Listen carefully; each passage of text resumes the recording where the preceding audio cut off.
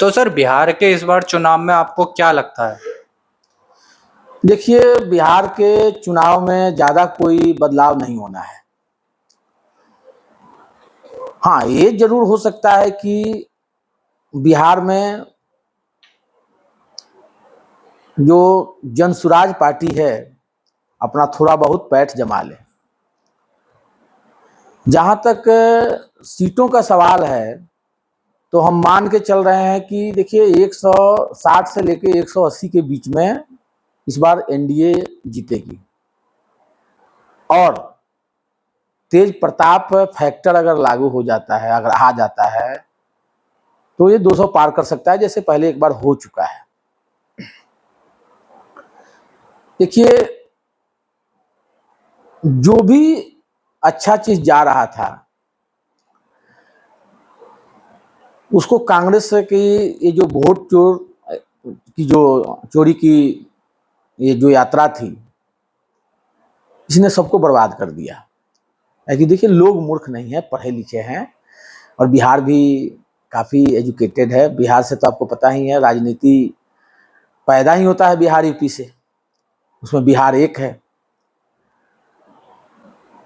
तो इन लोगों ने जो लोगों को भरमाने की जो कोशिश की वो हो नहीं पाया।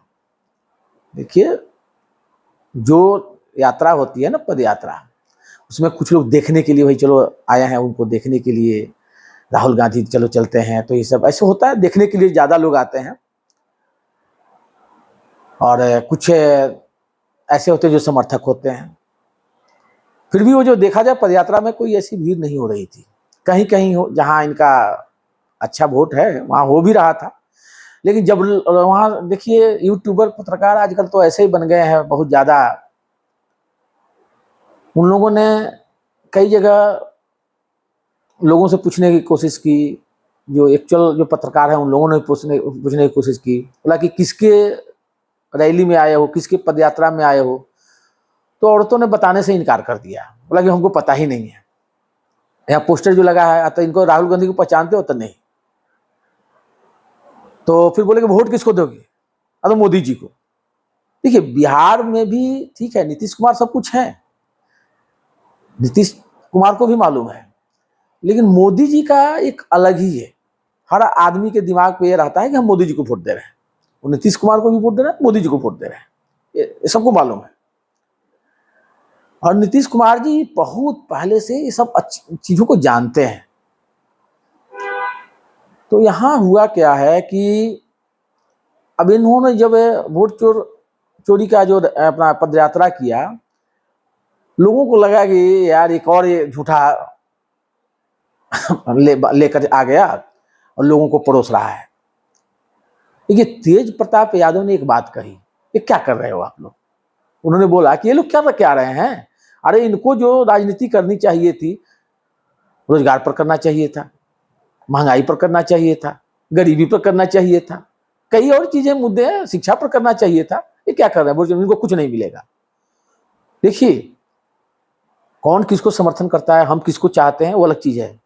लेकिन तेज प्रताप की मैं देख रहा हूं 10-15 दिन 20 दिन से कई बातें जो है जो बड़ा ही सटीक लगता है और सही लगता है। ऐसे भी वो तेजस्वी से ज्यादा पढ़ा लिखा है, इसमें कोई शक नहीं है। भले ही उसको घर से निकाल दिया गया और पार्टी से निकाल दिया गया, वो राजनीति उनकी घर की है, वो तो कोई उसमें बोल नहीं सकता, लेकिन वो लोग परख नहीं पाए। खैर, जो भी हो उनका मामला है। और प्रशांत किशोर जी ने जो पदयात्रा की थी उसका अच्छा असर पड़ा बिहार में, लेकिन वो असर बीजेपी और जदयू में जैसे एनडीए के लिए कोई प्रॉब्लम नहीं क्रिएट कर रहा। वो प्रॉब्लम किसको दे रहा है? वो दे रहा है इंडी गठबंधन को। और वो वोटर जो है छिटक के कहाँ जा रहे हैं? प्रशांत किशोर जी के पार्टी जनसुराज के पास। वहां इन लोगों को लगा कि भाई वो तो बहुत बड़ी पदयात्रा की है, घूम घूम के पदयात्रा की, चलो हम भी कर लेते हैं। और उसी का एक काट इन लोगों ने एक निकाला था। मैं अभी भी बोल रहा हूं बीजेपी के बाद अगर कोई अच्छी पार्टी बिहार में होने वाली है तो प्रशांत किशोर जी की जनसुराज है। भले ही उनको अभी वो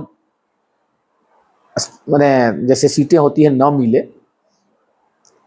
तीसरी चौथी पार्टी के रूप में उभरे, लेकिन वो डैमेज जितना भी करेंगे वो राजद और कांग्रेस को ही करेंगे, और हो सकता है वो दूसरी पार्टी बन जाए। और इन फ्यूचर देखा जाए 5 साल 7 साल के बाद जो फिर लोकसभा के चुनाव होंगे, विधानसभा के चुनाव होंगे, तो उसमें वो राजद की जगह लेंगे, जो मैंने इंडी गठबंधन है उसकी जगह वो लेंगे। अगर वो सकारात्मक राजनीति करते हैं तब उनकी तरफ से सकारात्मक राजनीति हो रही है, लेकिन उसमें कुछ लोग हैं, छोटे भैया लोग आ जा रहे हैं अभी नए नए, अब उनका सीधे प्रवक्ता बन जा रहे हैं, उनको लगता है कि मैं बहुत बड़ा आदमी बन गया। वो लोग जो उसको गलत तरीके से ले जा रहे हैं और वहां उनको दिक्कत हो रहा है।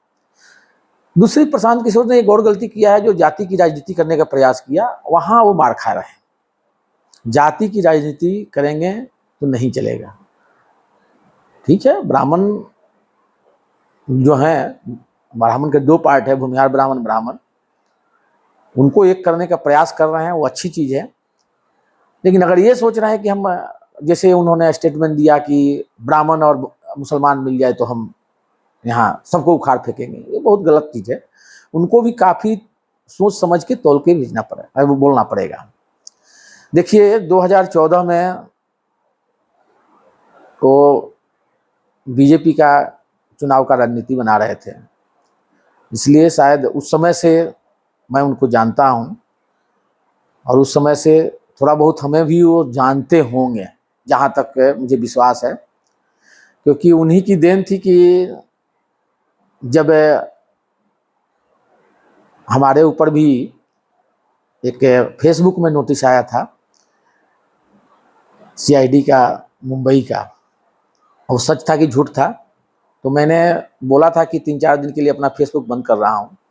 बाद में मुझे 3-4 दिन के अंदर भी, मुझे ही नहीं, 300, लगभग 300 लोग थे जो बीजेपी के लिए फ्री में प्रचार कर रहे थे, उनको बीजेपी ने सॉर्ट आउट किया था कि कौन कौन लोग हैं। उसमें उन्होंने सिंबल उस समय दिलवाया गया था, हम लोगों को सिंबल मिला था, और उस हिसाब से मैं जानता हूँ कि रणनीति अच्छा बनाते हैं, सब कुछ करते हैं।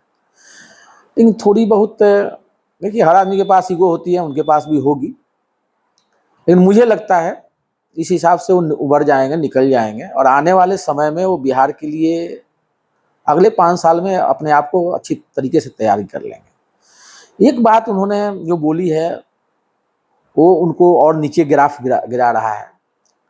मैंने सुना था, जो आज तक की अंजना जी उनका इंटरव्यू ले रही थी, उन्होंने बोली कि आप सरकार बनाएंगे, बोले कि हाँ हम सरकार बनाएंगे, फुल बहुमत आएगा हमें।